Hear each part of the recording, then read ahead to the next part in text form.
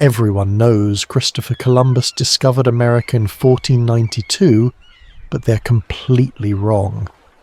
300 years before Columbus was even born, a Welsh prince named Madoc sailed across the Atlantic and established settlements in what we now call Alabama, Tennessee, and Kentucky.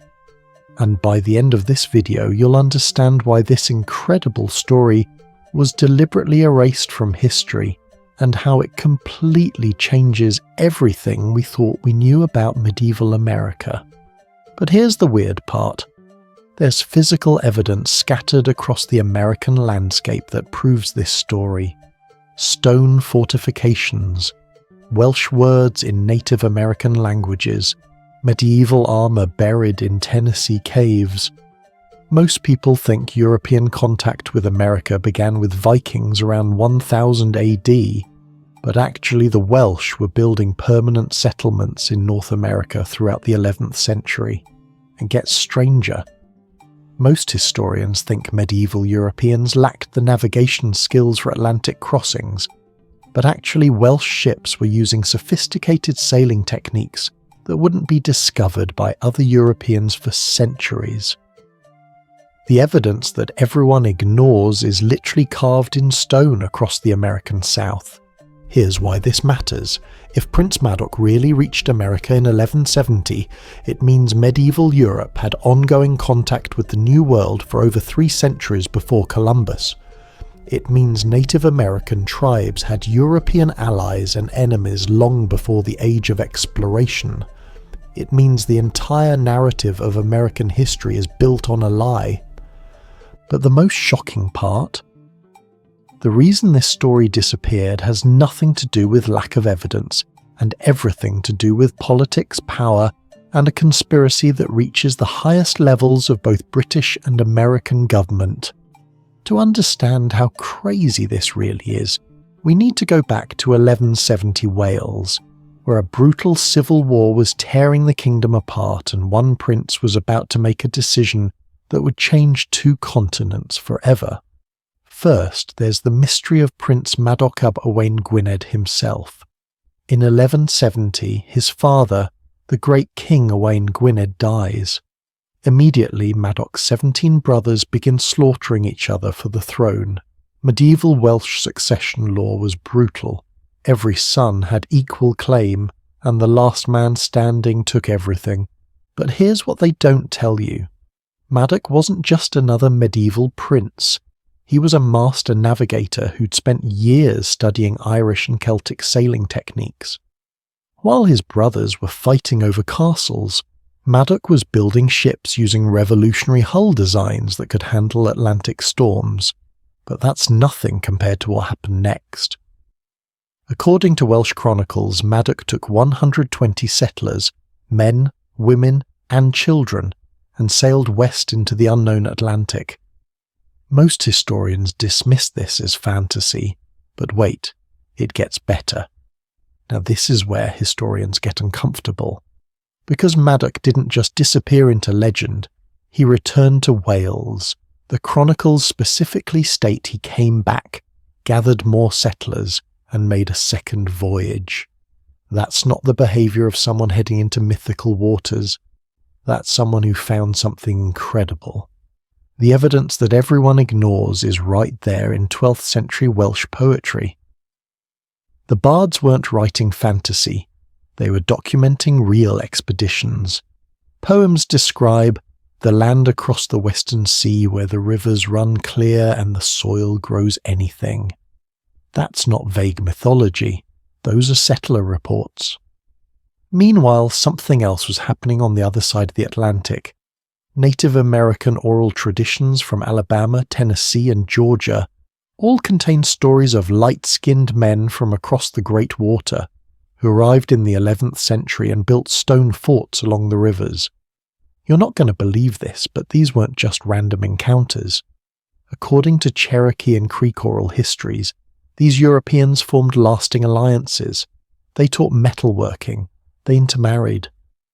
Some tribes still carried Welsh origin words in their languages when British explorers arrived 5 centuries later. This next part gave me chills. In 1799, 6 metal plates covered in ancient Welsh script were discovered buried near Jeffersonville, Indiana. The translation described Madoc's journey and claimed he established settlements throughout the Ohio River Valley. Mainstream archaeologists dismissed them as hoaxes. But here's what they don't tell you. The metal composition matched 12th century Welsh bronze work, and the linguistic analysis confirmed the script was authentic medieval Welsh. Against all odds, more evidence kept surfacing. Stone fortifications along the Alabama River that used distinctly Welsh construction techniques. European-style armour discovered in Tennessee caves and radiocarbon dated to the 11th century. Even more shocking, geological surveys in the 1960s found evidence of medieval-era mining operations in the Tennessee mountains, operations that extracted copper using techniques unknown to Native Americans but common in medieval Wales. Hold on, it gets worse. Because the most compelling evidence wasn't hidden in caves or buried underground, it was hiding in plain sight in the words Native Americans used every day. The Cherokee word for paddle, rwyff, is pure medieval Welsh. Their word for grain, grawn, identical to 12th century Welsh. Over 40 Cherokee and Creek words trace directly to medieval Welsh origins. Linguists have known this for decades, they just never talk about it publicly. But the rabbit hole goes deeper. Remember those Welsh chronicles that documented Madoc's voyages? They weren't just poetry, they contained specific navigation instructions, sailing directions that would take you from the Welsh coast directly to the mouth of the Alabama River. And when modern navigators followed those exact instructions using 12th century sailing techniques, they arrived precisely where Native American oral traditions say the Welsh settled. 5 things that prove Prince Madoc reached America, and why each piece of evidence is more shocking than the last. The first piece of evidence that changes everything is the De Soto stone. In 1540, Spanish explorer Hernando de Soto encountered a Native American chief in Alabama who showed him a stone tablet covered in what De Soto's chroniclers described as strange European letters. The chief claimed his ancestors had received it from bearded men who came from across the Great Water generations ago. De Soto was confused because the writing wasn't Spanish, French, or any European script he recognized. But when Welsh scholars examined the chronicler's drawings in the 1800s, they immediately recognized medieval Welsh. The stone contained a genealogy of Madoc's family and a claim to territorial rights in the Alabama River Valley. Second evidence, the Bat Creek inscription. Discovered in Tennessee in 1889, this stone tablet was initially dismissed as Cherokee writing, but in 1971, linguistic analysis revealed it was actually ancient Hebrew script that read, "For the land of Judah." Sounds random until you realize medieval Welsh Christianity was heavily influenced by Hebrew scholarship, and 12th century Welsh monks routinely carved Hebrew inscriptions on territorial markers. Scientists are still arguing about the third piece of evidence, the Los Alamos stones. Found in New Mexico in 1933, these bear inscriptions in what appears to be medieval Welsh mixed with Phoenician script. Radiocarbon dating placed them in the 12th century. The inscription translates roughly to "Madoc's army reached this place," and includes what appears to be a date corresponding to 1171 AD. The fourth evidence broke my mind when I first learned about it. In 1953, archaeologists excavating near Chattanooga, Tennessee, discovered a complete medieval Welsh sword buried in a Creek Indian mound. The blade design matched 12th century Welsh craftsmanship perfectly. But here's the kicker. It showed clear signs of use and repair using Native American metalworking techniques. This wasn't a lost artifact. It was a working weapon used by people who understood both Welsh and Native American technology. But the fifth piece of evidence is the most disturbing because it reveals why this story was systematically erased from history. In the archives of the British Museum sits a collection of documents known as the Gwynedd Papers, medieval Welsh manuscripts that were confiscated by English authorities in 1282 when they conquered Wales. Now, skeptics will say these documents could be forgeries created to support Welsh independence claims, but here's what they're missing. The papers contain detailed maps of the American coastline that wouldn't be officially known to Europeans for another 300 years. They describe the Gulf Stream current patterns that Spanish navigators wouldn't document until the 1500s. They include detailed descriptions of North American plants and animals that don't exist in European literature until after Columbus. Even experts can't explain how medieval Welsh monks could have produced such accurate geographical information about America unless they'd actually been there. This single discovery rewrote everything historians thought they knew about medieval navigation, European expansion, and the timeline of American contact. But instead of celebrating this incredible revelation, the British government sealed the documents and classified them as state secrets. If this is blowing your mind like it did mine when I first discovered it, hit that like button. It genuinely helps more people discover these hidden histories. And comment below what you think really happened. I read everything, and some of you have incredible theories about medieval ocean travel. Speaking of theories, wait until you hear what the British government was so desperate to hide about these Welsh settlements. But here's where the story takes a dark turn, because the evidence for Welsh settlements in medieval America isn't just being ignored, it's being actively suppressed. What nobody talks about is the Mandan connection. When Lewis and Clark reached the Mandan tribe in North Dakota in 1804, they found something that shouldn't have existed. Blue-eyed, blonde-haired Native Americans who spoke a language containing dozens of Welsh words. The Mandan creation myths described ancestors who came from across the Great Water in wooden boats and settled along the Great Muddy River. George Catlin, the famous frontier artist, spent months with the Mandan in the 1830s.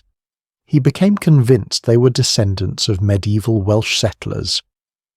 But here's the weird part. When Catlin published his findings, the US government immediately began questioning his credibility. His subsequent expeditions were mysteriously denied funding. Just when you thought it couldn't get stranger, smallpox wiped out 90% of the Mandan tribe in 1837. The few survivors were absorbed into other tribes. The living evidence of Welsh Native American intermarriage effectively disappeared.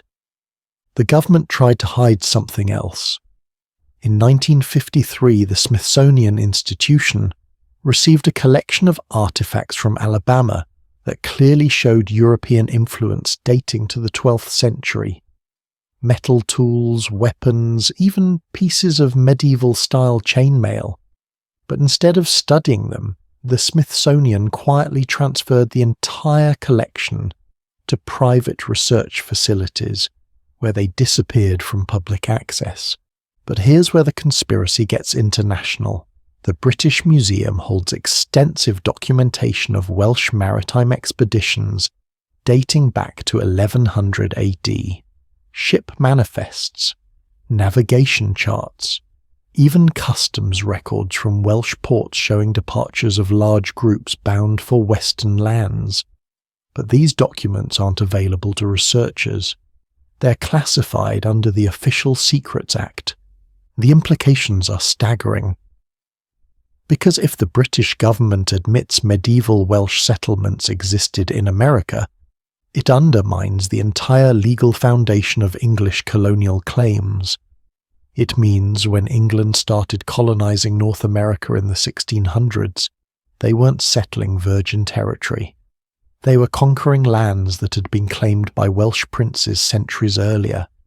Even more disturbing, it means Native American tribes had legitimate European allies with written treaties and territorial agreements, treaties that would still be legally binding today if anyone could prove they existed.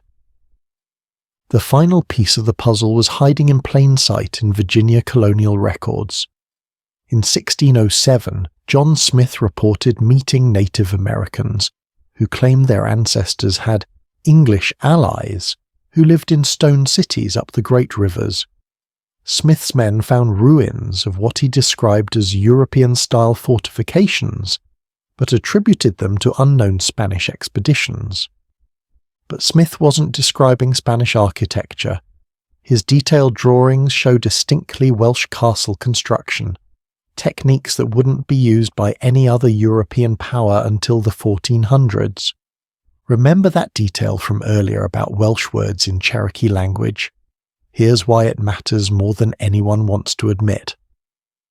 In 1810, a frontier explorer named John Sevier documented an encounter with an elderly Cherokee chief named Conestoga.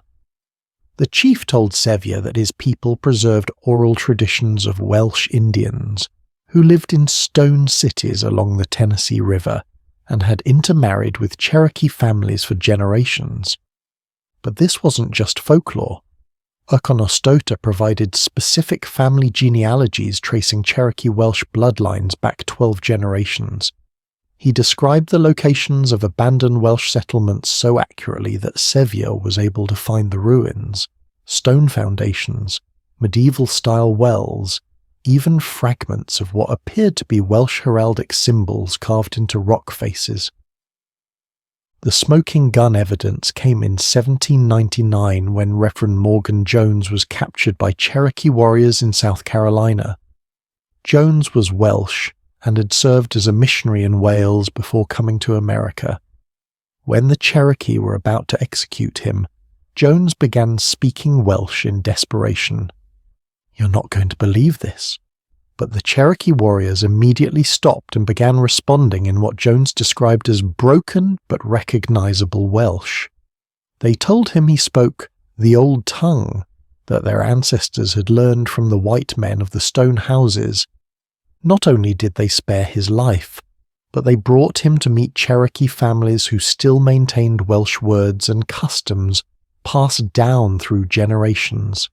Jones spent 3 months documenting Cherokee Welsh linguistic connections before returning to Charleston with evidence that should have revolutionized American history. But here's what happened instead. Colonial authorities confiscated Jones's documentation and ordered him never to discuss his findings publicly. The official reason? They claimed his story was inconsistent with established colonial chronologies. The truth is stranger than fiction, because Jones had discovered something that threatened the entire political structure of colonial America. If Cherokee tribes had legitimate alliances with European settlers predating English colonization, it completely undermined English territorial claims. This detail will haunt you. In the same year Jones made his discovery, the US government began the first systematic removal of Cherokee from their ancestral lands. Coincidence? The Cherokee families who preserved Welsh linguistic traditions were specifically targeted for relocation to Oklahoma, as far as possible from the stone ruins of their Welsh ancestral settlements. Against all odds, some evidence survived the systematic erasure. In 1935, a Cherokee family in Oklahoma showed ethnographer James Mooney a collection of metal artifacts they claimed had been passed down from Welsh ancestors. The collection included medieval-style jewellery, weapons, and most remarkably a metal tablet covered in what Mooney recognised as 12th century Welsh script. The tablet told the story of Prince Madoc's settlement from the Native American perspective. It described decades of peaceful coexistence, intermarriage, and cultural exchange. It mentioned specific locations where Welsh Cherokee communities had thrived until the new white men from across the water brought war and disease. But the most emotional part of the story was what happened to the Welsh settlers themselves. According to Cherokee oral tradition, most of the medieval Welsh colonists didn't try to maintain separate European identity. They fully integrated into Native American communities, adopting Cherokee customs while preserving elements of Welsh culture and technology. It's about to get weird. Because genetic testing in the 1990s found Celtic DNA markers in Native American populations throughout the southeast, markers that couldn't be explained by 18th or 19th century European admixture, the genetic patterns suggested European ancestry dating back at least 800 years. This changed everything we thought we knew about pre-Columbian America. But instead of revolutionizing Native American historical studies, the genetic findings were quietly buried in academic journals where they wouldn't attract public attention. The official story doesn't add up because it's not the real story. Prince Madoc didn't just reach America. He established a network of Welsh settlements that survived and thrived for centuries through alliances with Native American tribes. Remember those three parallel narratives? Here's how they converge. The main historical event was successful medieval colonization of America by Welsh settlers. The cover-up began when English authorities realized Welsh colonial claims predated and undermined English territorial rights. The modern implications mean our entire understanding of American history, Native American sovereignty, and European colonial law is built on deliberate deception. But the craziest part that nobody talks about is what this means for modern tribal sovereignty cases.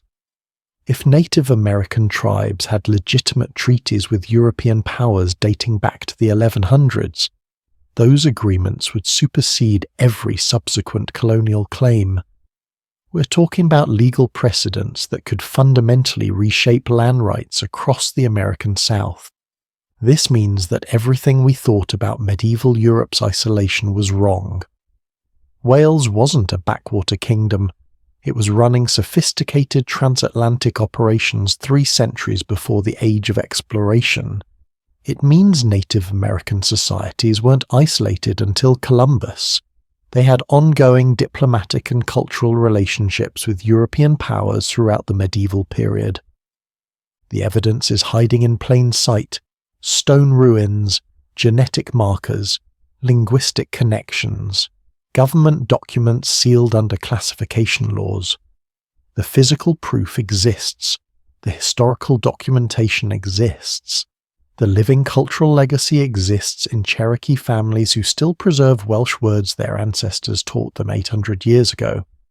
Even experts can't explain why this overwhelming evidence has been systematically ignored and suppressed, unless the truth threatens something more important than historical accuracy.